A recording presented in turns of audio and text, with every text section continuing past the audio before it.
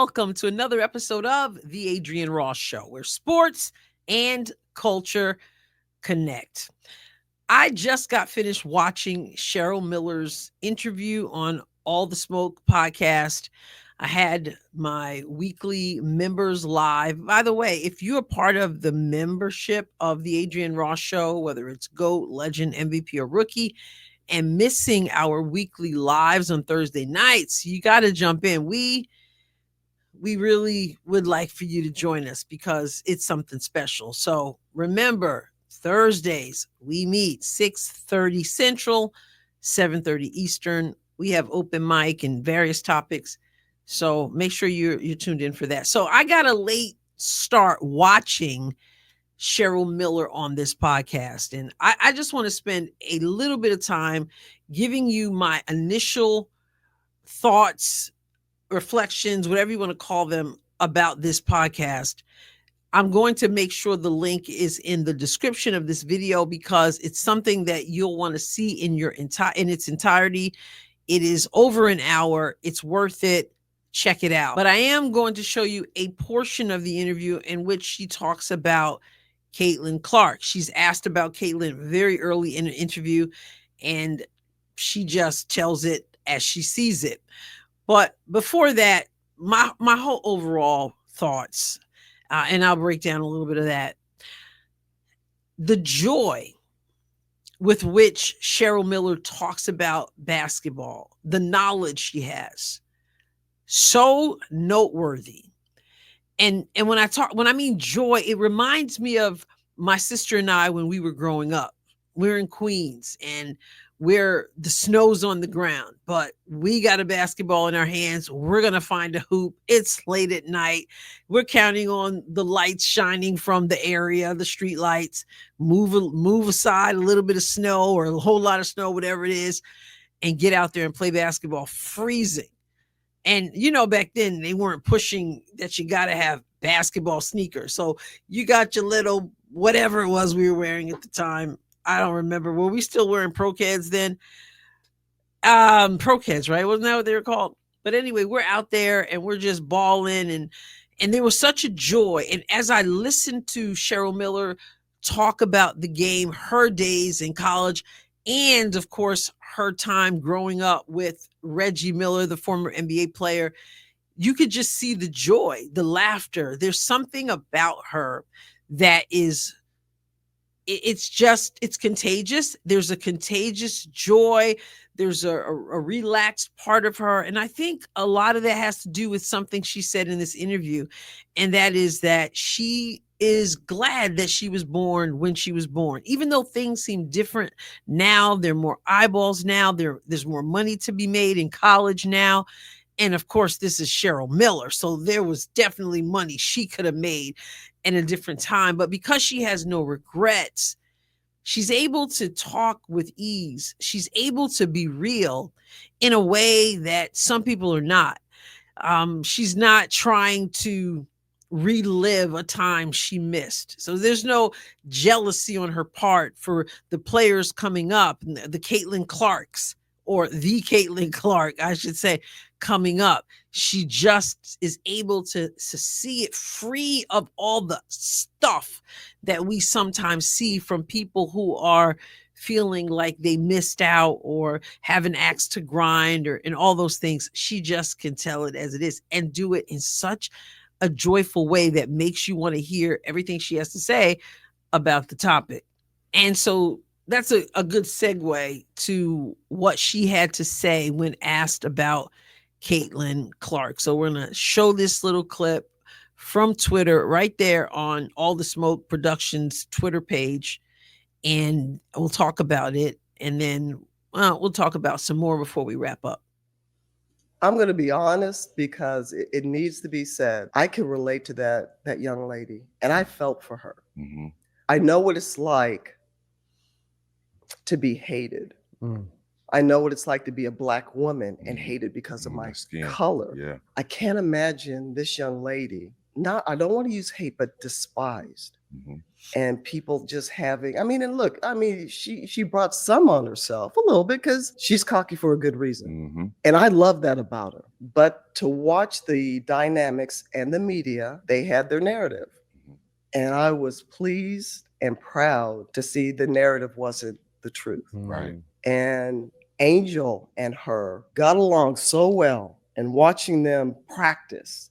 And yeah, just get it. And Caitlin's like, just fly, just fly. And watching her pass. And I didn't know how talented she was and how well she sees the game in a 3D version. Thinker defensively a lot better than I thought and gave her credit for. So watching her and just spending a little time. And one thing, guys, that I've learned is to step back and let these kids be themselves. Look, I speak when I'm spoken to. I'm not sitting up there knocking on anybody's door, offering my advice, because I don't know.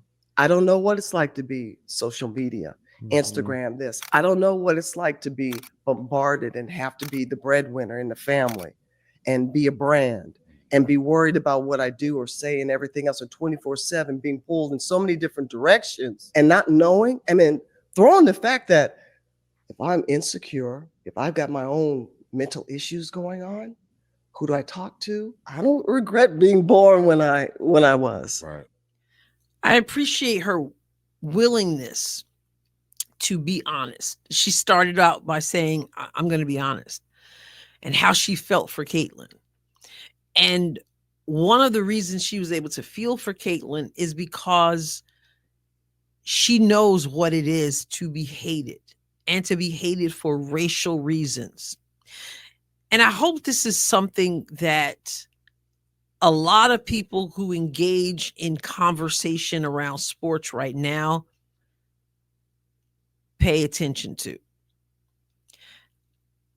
I get comments a lot, and other people who are Black people who support Caitlin Clark because they like her basketball game, because they like the way she carries herself, because she's doing for the sport something that's never been done. A lot of us get the comments about you're a sellout, you're Uncle Tom or Aunt Jemima, in my case, they say, or, that white girl and this and that.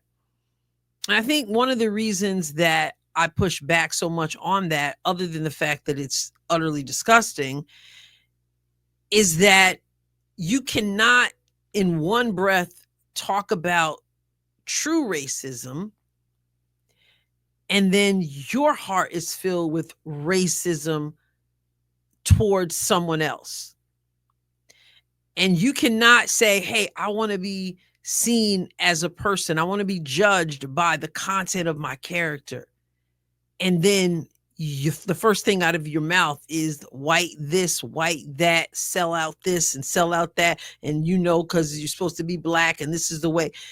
It's hypocrisy. And it's just low. It's dirty. And people like Cheryl Miller, who's going to be honest and fair and a decent human being, is going to say, I feel for that, because I know what it's like to be in a situation where people prejudge me and treat me a certain way. So why would I then do the same thing? And I am of the belief, I've said this many times, that people who constantly say, well, the white man did this and the white man did that, these same people are doing the same thing. They think it's okay. And they wonder why they find themselves in certain situations in life, because the Bible ain't never lied. You will reap what you sow. And our hearts need to be right. So that stood out to me about Caitlin being despised. She refrained from saying hated. She changed it to despise. Obviously, you get the point. The way she was treated, the way she was looked at, and she basically said it because of the color of her skin. That had a lot to do with it. Now, she did talk about Caitlin's cockiness and all that, but there's a reason why she pointed out, I didn't like the way I was treated because of the color of my skin. So I felt for Caitlin. And she spoke the things that all of us have seen, no matter what anybody says out there. We've seen with our eyes, we've heard it with our ears. We know. And yet, Caitlin continued to just play basketball and be upstanding in her character. She also pointed out something, not in that clip, but she pointed out something in her interview where she said, let's just be honest, women can be very petty.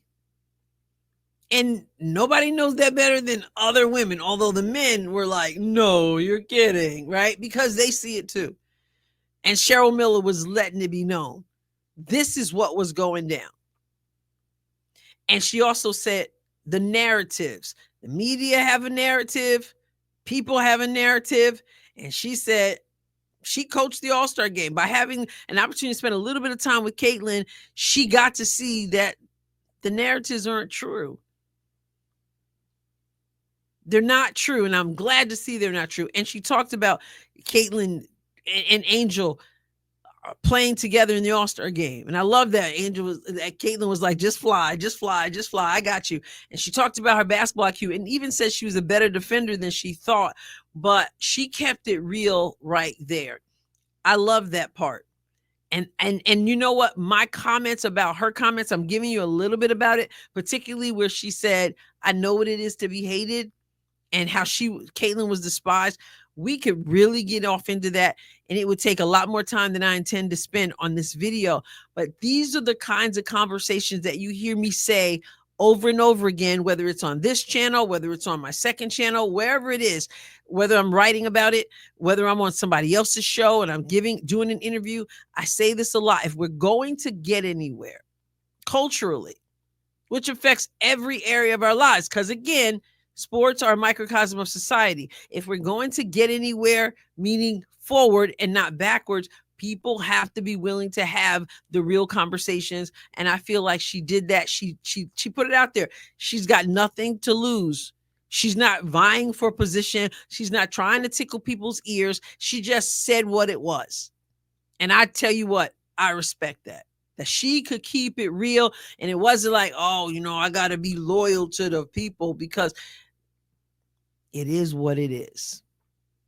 I respect that. Let me tell you what else I loved about this. And moving on from the Caitlin Clark part, as I listened to her talk, from the experience she had, from what she sees when she looks at the league and the college game and all that, I know she said she doesn't want to coach. I knew that. She said that going into the All-Star game.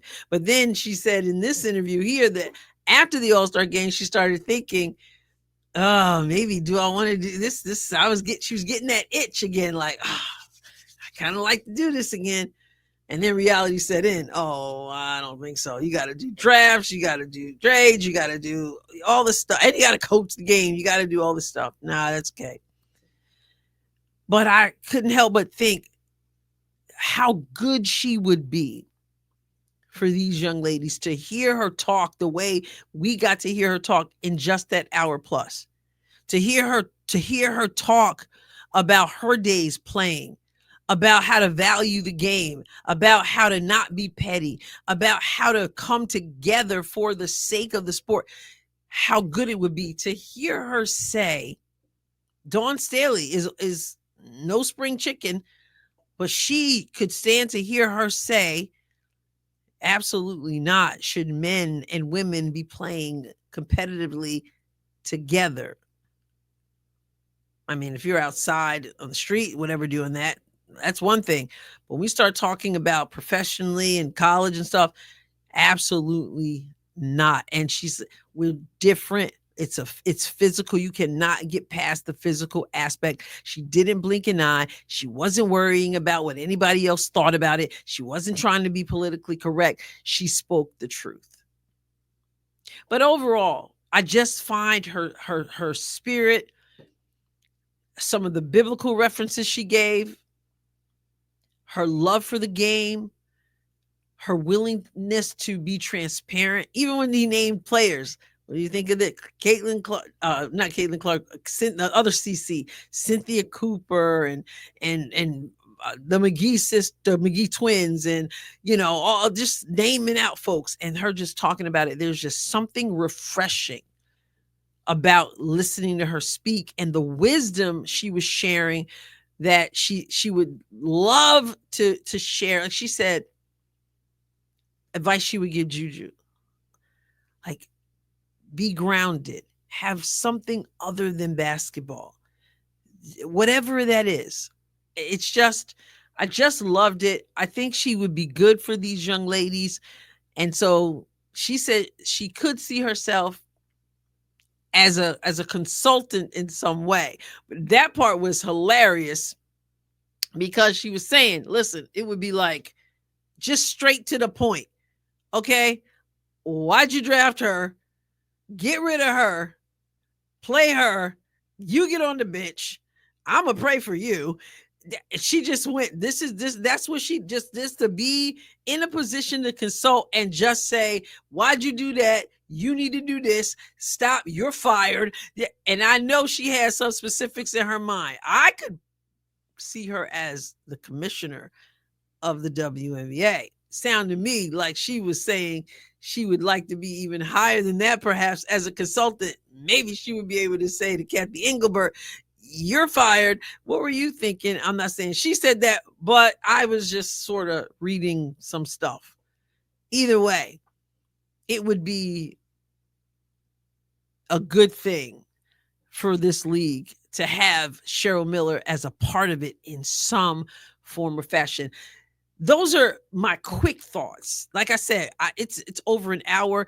There were so many nuggets into it, and there was so much joy and life and energy and wisdom in this. Whether she was talking about the men's game, whether she was talking about the women's game, whether she was talking about her upbringing and things.